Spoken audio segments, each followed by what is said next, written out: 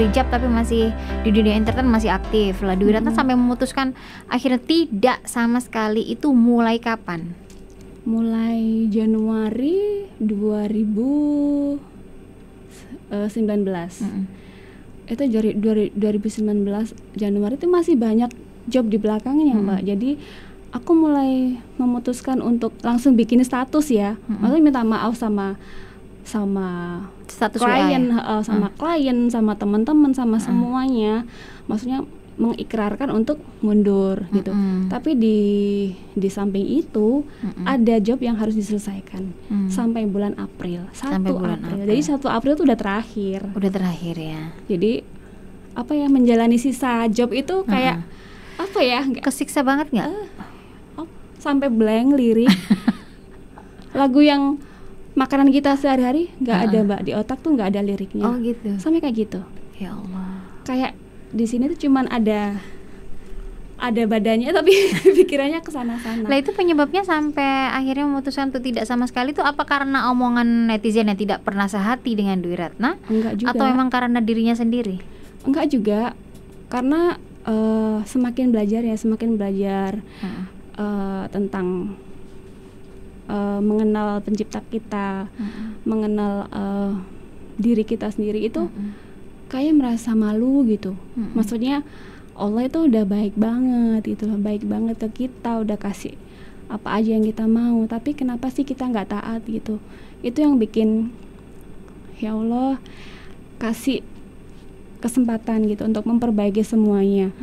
Bukan menjudge untuk yang sebelumnya jelek banget, enggak. Karena apa yang kita lakukan juga kita niatnya baik ya untuk menunjang ekonomi keluarga. Kan kita pasti tahu ya, teman-teman pada pejuang ekonomi keluarga semua kan. Iyalah. Nah, itu dia. Jadi hal yang bikin aku memantapkan diri itu bagaimana caranya untuk memantapkan diri bahwa setelah ini kamu nggak kayak gini lagi loh gitu loh. Maksudnya bisa nggak kamu jalanin, itu yang beratnya di situ. Kamu nggak bakal bisa belanja kayak dulu lagi, nggak bakal bisa kesana naik pesawat, nggak mungkin gitu. Maksudnya tapi dari awal memang udah belajar hidup sederhana. Memang dari suami memang ditekankan untuk jadi orang biasa aja gitu loh. Jadi setelah ini memang berat tapi nggak berat-berat banget. Karena gitu. sudah latihan. Karena sudah dilatih. Jadi dari awal nikah itu memang sudah pelajarannya udah digembleng mati-matian, Mbak. Udah. Iya, jadi gitu ya. Kayak gini gitu udah nggak kaget lagi lah, istilahnya kayak gitu. Ya, sebagian sekelumit dari cerita saya memang seperti itu. Perjalanan panjang itu. Terus pas mengalami drop istilahnya, sudah memutuskan untuk tidak, itu kan bukan hal yang mudah bagi siapapun, bukan hanya bagi sosok Dwi Ratna. Istilahnya kan kebiasaan pegang uang sendiri tadi. Betul. Yang sudah disebutkan.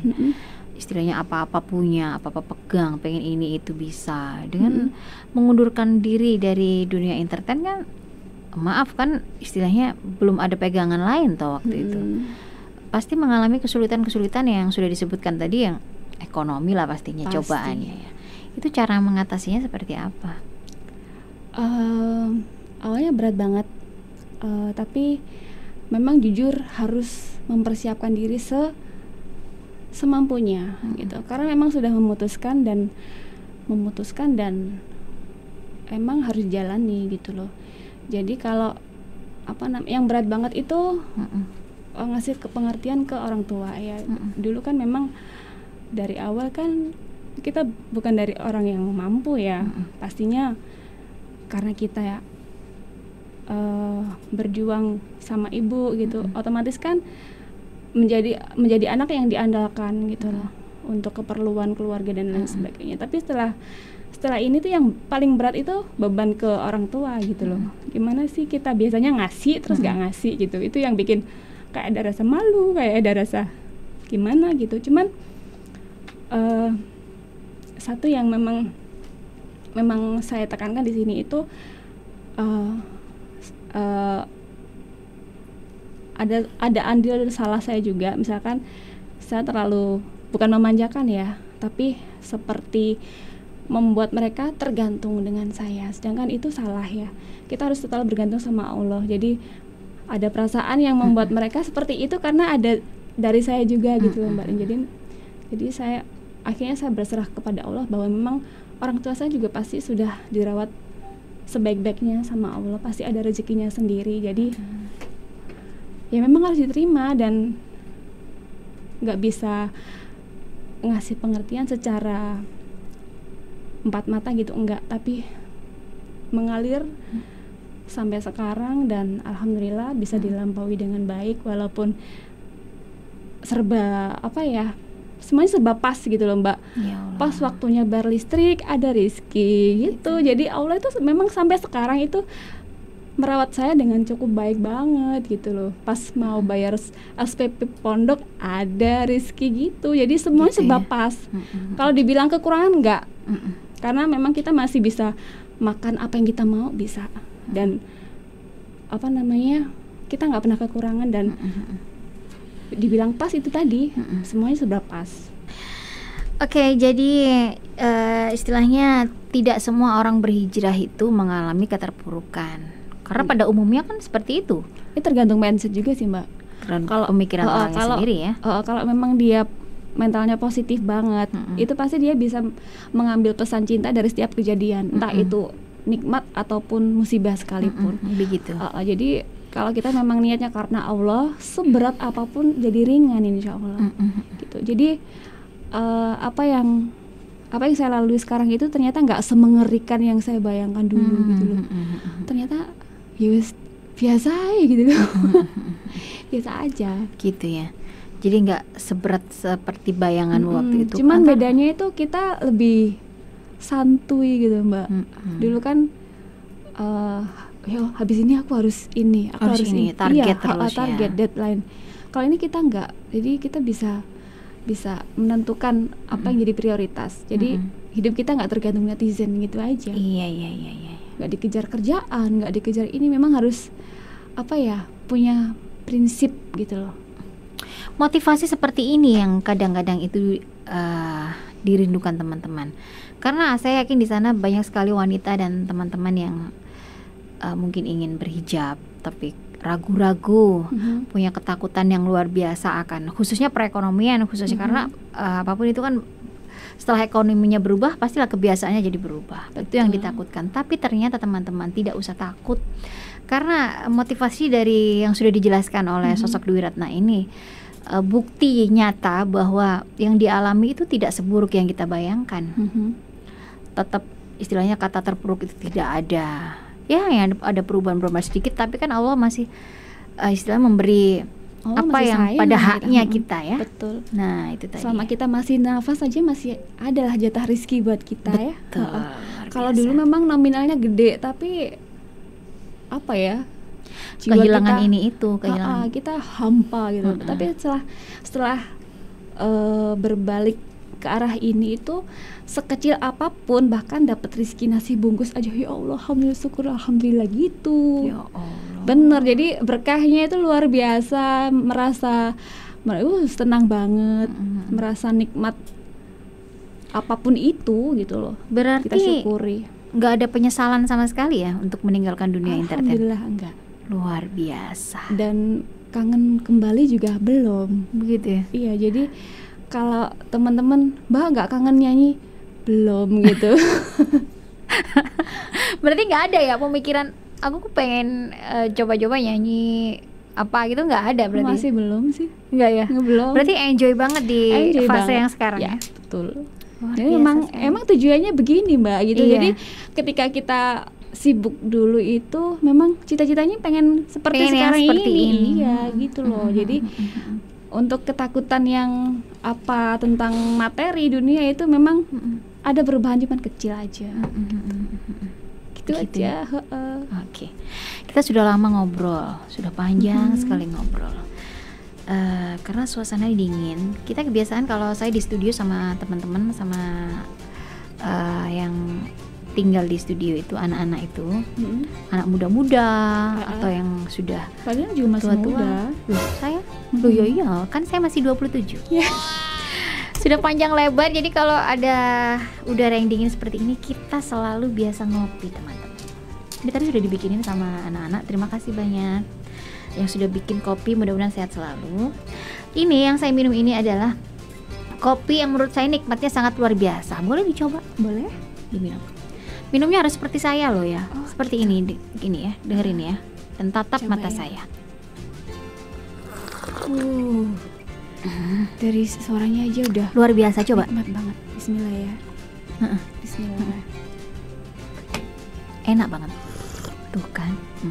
Jadi teman-teman, yang kita minum barusan ini adalah Gita Coffee. Gita Coffee ini adalah kopi asli dari lereng Gunung Muria. 100% kopi asli dan tanpa campuran. Tanpa campuran. Iya, Jadi memang benar-benar murni dari murni asli. biji kopi asli. Asli. Jadi ini saya sudah langganan ini sudah lama. Jadi pengen saya share aja ke teman-teman bahwa Gita Coffee ini kopinya nikmat. Dinikmati setiap saat, siang, pagi, mau musim hujan, mau musim panas. Gita Coffee ini bikin semangat selalu. Makanya Nanti beda rasanya sama yang biasanya. Di Ratna boleh dong nanti dicoba. Oke. Jadi teman-teman semuanya, sekali lagi Gita Coffee ini adalah teman dikala kita membutuhkan. Suasana lagi suntuk, Gita Coffee ini kalau kita minum kopi ini, suasana jadi berubah, pikiran jadi konsen kembali. Untuk pemesanannya teman-teman langsung aja klik di Instagramnya Gita Coffee. Sekali lagi saya tekankan, Gita Coffee ini adalah kopi asli dari lereng Gunung Muria, 100% kopi asli dan tanpa campuran. Begitu. Coba Haruslah. Soalnya biasanya aku kalau minum kopi tuh suka sebah, begah gitu. Kalau ini Mbak. enggak ya? Insya Allah enggak. Oke deh. Luar biasa kok Gita Coffee ini. Beda kok sama yang biasanya. Iya. Boleh nanti dihabiskan yang di gelas maksudnya, jangan dibawa itunya. Nanti tak simpen WA-nya. Iya, Pesanan Mbak tetap. kita. Oke, Dwi Ratna. Iya. Setelah kita menikmati kopi sejenak, saya dengar-dengar kan Dwi Ratna ini meskipun sekarang sudah tidak di dunia entertain, tapi ternyata juga tidak hanya menjadi ibu rumah tangga tulen. Karena saya dengar-dengar banyak sekali yang Dwi Ratna kerjakan. Adalah kecil-kecilan bisnis. Apa Ya nggak itu, bisnis sih, maksudnya usaha jual online gitu-gitu Mbak. Luar biasa sekali. Berarti Allah itu masih memberikan dari berbagai macam jalan rezeki banyak itu ya. celah, banyak. Kalau kita mau usaha pasti Allah datangkan jalan. Gitu. Apa aja yang dikerjakan itu? Ya, jual online apa aja, jual hijab, Oh ya? jual masker kain, kan masker scuba udah nggak boleh kan? Udah nggak boleh. Nah, masker kain yang 3 ply itu jahit sendiri. Jadi ibu kan memang suka jahit Eyang. Oh, itu bikinan Jadi ini sendiri. produknya Eyang sendiri. Luar Nah, hijabnya kayak biasa. gini-gini nih jahitannya Eyang semua gitu.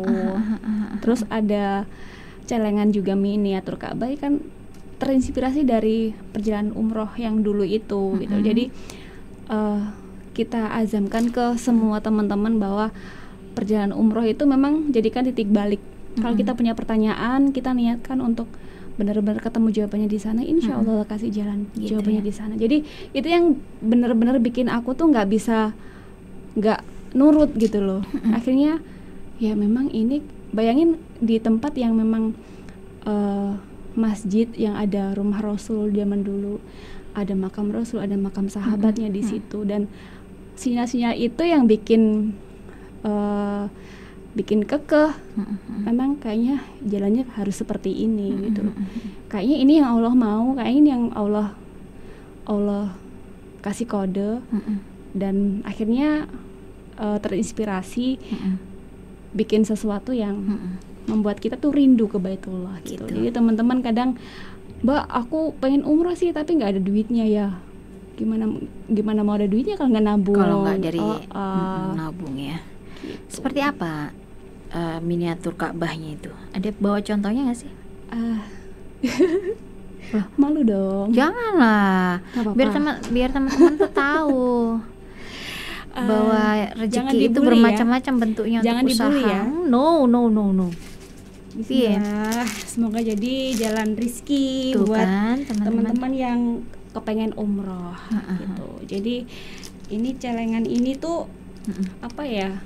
Kita tuh niatnya bukan sekedar pure bisnis, tapi ada syiarnya juga bahwa jalan untuk ke Mekah itu nggak melalui harus punya duit.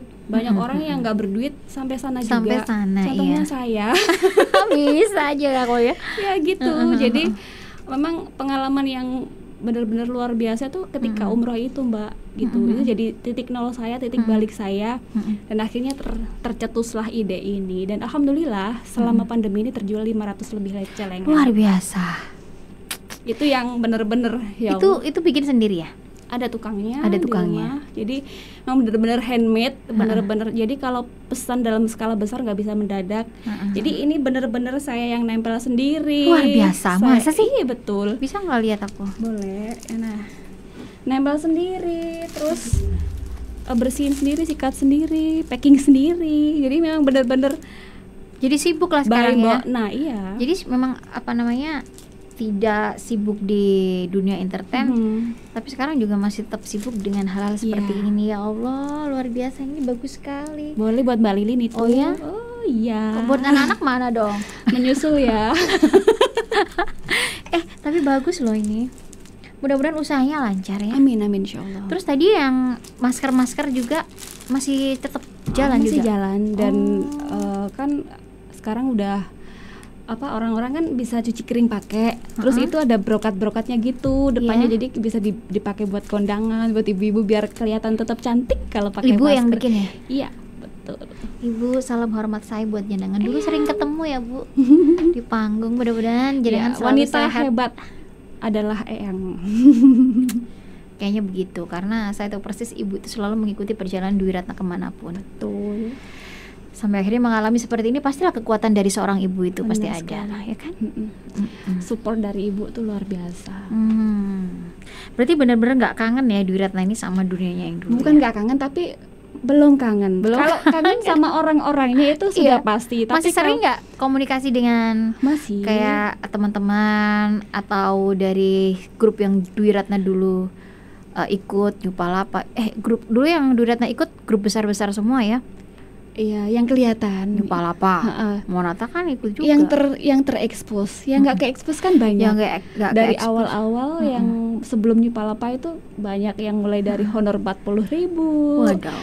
Terus dijemputnya pakai motor, kan dulu nggak punya motor. Jadi yang jemput di depan, aku di tengah, ibu di belakang. Jadi goncengan telu, Mbak. Ya Allah. Seperti itu. Lah ya, perjuangan yang luar biasa. Jadi ya memang harus disyukuri karena melalui proses itu kita jadi seorang yang kuat gitu. Jadi kita wes tahan banting dalam gitu segala situasi.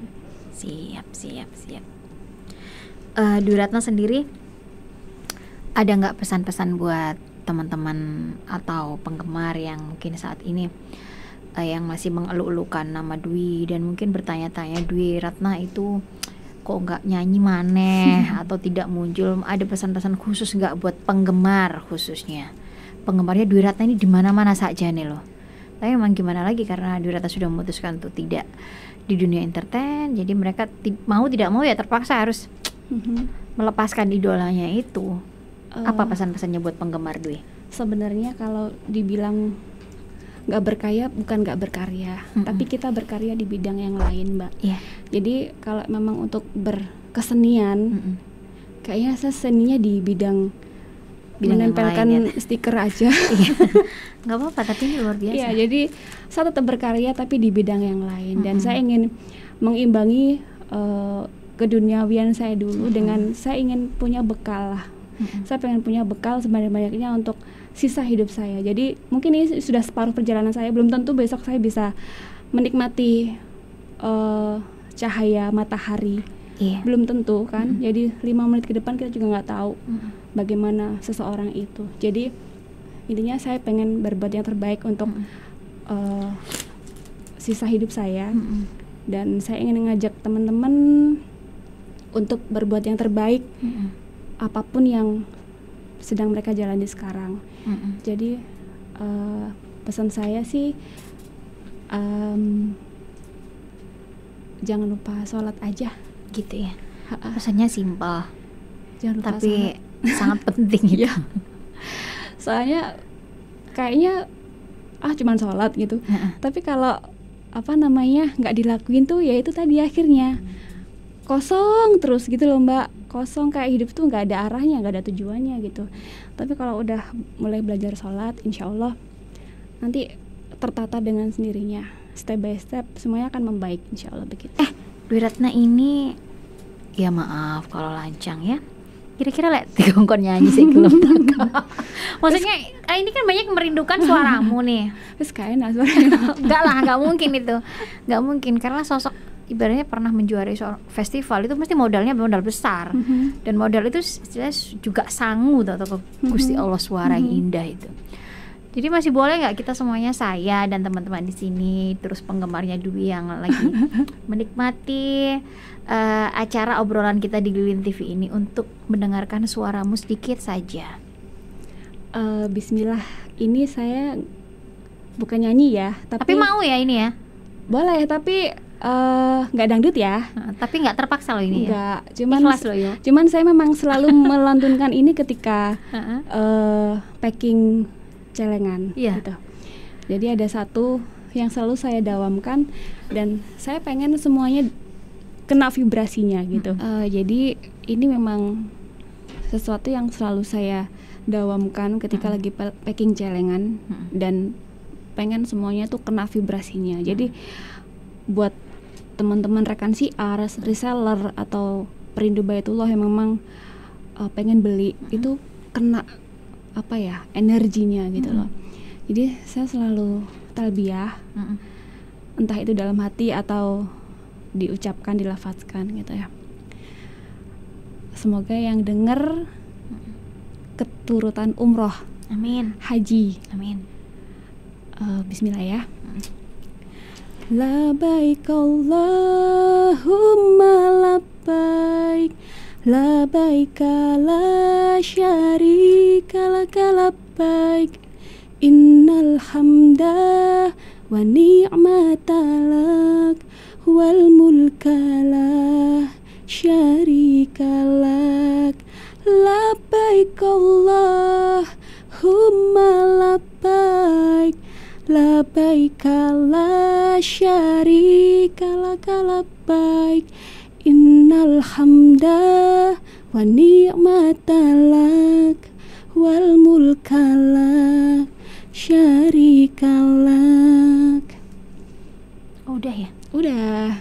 Ya Allah, tepuk tangan dong. Suara emasnya masih seperti itu. Agak-agak pitchy gitu kayak. Tapi buat pribadi ya sekarang suara emasnya sudah tidak. Tonnya udah nggak pada tempatnya. Tapi enggak. Suaranya masih luar biasa. Jadi itu ya. Jadi sekarang apapun yang dilakukan itu harus yang bermanfaat. Harus nggak asal bisnis ya, nggak asal bisnis. Yang dilakukan juga nggak asal apa gitu. Jadi harus benar-benar dipikirkan tujuannya apa. Terus tujuan dari Dwi Ratna setelah ini, sekarang sudah ada bisnis sendiri nih. Sudah benar-benar istilahnya di entertain, kayaknya belum kangen. Kalau ditanya belum kangen, kayaknya belum dulu dah. Masih nikmat seperti itu. Terus tujuan kedepannya seorang Dwi Ratna ini apa yang belum, keinginannya, cita-cita ke depan seorang Dwi Ratna ini? Oke. Sebenarnya banyak cita-cita yang belum kesampaian karena di perjalanan ini kan otomatis lingkungan kita kan ganti ya Mbak ya. Dari dulu teman-teman seniman banyak gitu. Terus sekarang itu jadi sering ke tempat-tempat pengajian, taklim, terus ke tempat-tempat sosial. Kayak ada teman-teman yang punya rumah singgah khusus untuk pasien duafa. Terus ada teman yang punya rumah yatim. Ada teman lagi yang punya rumah khusus untuk merawat bayi-bayi yang terlantar. Dan itu yang bikin ya Allah pengen deh gitu, walaupun kelihatannya pasti berat ya. Kalau mendengar cerita-cerita mereka itu pasti berat banget, hambatannya, kendalanya, dan yang pasti tentang biaya ya. Dan itu yang membuat saya tuh kalau saya dalam kondisi seperti ini, kalau bikin tempat yang kayak begitu perlu pembiayaan kayaknya masih belum, karena kan masih terbatas ya untuk masalah nominal. Terus akhirnya yang membuat harus ngapain ya, harus buat sesuatu intinya. Jadi ternyata memutuskan untuk jadi kurirnya gitu. Jadi ada program yang memang buat teman-teman yang pengen donasi gitu, kan udah ada linknya buat misalkan akadnya untuk pasien, ya udah saya serahkan kepada yang berhak, ke pasien duafa untuk pengobatan, untuk keperluan logistik. Kalau misalkan untuk Mbak titipnya buat yatim, ya udah saya alihkan ke rumah yatim untuk tersebut. saat ini Seperti itu. Jadi saya menyebut sekarang saya tuh pekerjaan saya adalah kurir gitu ya. Jadi ada bisnis yang memang kurir sosial, bisnis yang buat kita sebutnya bisnis langit ya. Jadi teman-teman ini banyak yang pengen sedekah tapi nggak ada waktunya, kepengen sedekah tapi nggak ada mau disalurkan kemana kan nggak tahu. Jadi mereka nitip gitu Mbak, nitip sedekah. Jadi ya itu kurir sedekah gitu ya. Itu untuk saat ini, tapi kedepannya berarti Dwi Ratna ini juga punya impian besar untuk punya rumah yatim sendiri mungkin tadi yang dari diucapkan. Insya Allah masih ada dalam angan-angan dan tetap didoakan dan diusahakan. Semoga masih ada rezekinya. Insya Allah. Jadi tetap berjuang lah. Pokoknya intinya kalau memang di situ masih belum tercapai, tapi seenggak-enggaknya kita udah berusaha, udah melakukan sesuatu walaupun kecil dan sedikit. Itu aja sih Mbak. Jadi itu cita-cita kedepannya. Jadi memanfaatkan waktu, usia, tenaga dan apa yang kita punya. Jadi Allah menitipkan pada saya ini berupa penglihatan, berupa tangan, kaki, panca indera, semuanya kita gunakan untuk sebaik-baiknya. Kita wakafkan untuk Allah gitu. Jadi luar biasa sekali. Punyanya itu ya kita persembahkan yang terbaik, itu aja. Luar biasa. Itu yang bikin kita lebih bersyukur Mbak. Jadi gitu ya? Kita ngelihat pasien yang udah nggak bisa ngapa-ngapain, kita jadi inget mensyukuri nikmat sehat kita. Terus ngelihat anak yatim, kita jadi berpikir, oh aku masih jadi orang tua. Kalau melihat anak yatim yang sebenarnya itu adalah anak-anak yang masih punya orang tua, tapi nggak ada dapat sesuatu yang harus diberikan dari orang tuanya, nggak dapat hak dari orang tua. Itu yang sebenarnya yang dibilang anak yatim sebenarnya, gitu. Jadi ngelihat orang-orang panti jompo gitu, mensyukuri bahwa kita masih diberi nikmat muda sebelum tua, dan kita belum tentu berumur setua mereka. Bisa aja kita mati sebelum setua mereka. Itu yang bikin ingat terus itu. Gitu aja. Biasa sekali ya. Obrolan malam hari ini teman-teman menurut saya sangat bermanfaat sekali karena banyak hal positif yang bisa kita ambil. Dan Dwi Ratna ini yang sudah bicara banyak di hadapan saya itu mengalami langsung. Jadi tidak dari siapa, pengalaman pribadi yang nantinya sudah didengar teman-teman, mungkin teman-teman akhirnya oh seperti ini. Ternyata kilas hidup itu seperti ini. Jangan ada ketakutan dan lain-lain. Betul. Yakin kepada Allah dan lain-lain, ya kan? Iya. Dan Dwi Ratna, terima kasih tadi sudah sempat nyanyi sedikit. Sebenarnya aku kurang loh kalau nyanyinya sedikit. Dan di momen ini juga pengen menyampaikan ucapan terima kasih. Oh gitu, silakan. Dan ada yang mau disampaikan? Terima kasih dan minta maaf sebesar-besarnya atas mungkin kesalahan saya yang sengaja ataupun enggak ya, kan manusia nggak luput dari kesalahan ya. Jadi mungkin teman-teman dulu yang pernah merasa tersakiti oleh saya, mungkin ada tutur kata atau tingkah pola saya yang kurang berkenan, mohon dimaafkan gitu.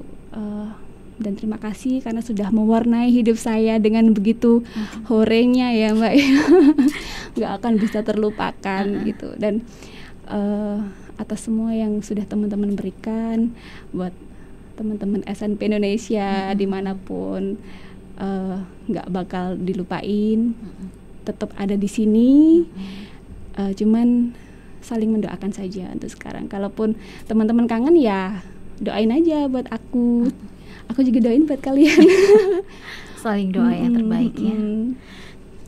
Itu saja yang perlu disampaikan buat Mbak Ju. Terima kasih banyak atas pembelajarannya sama ini.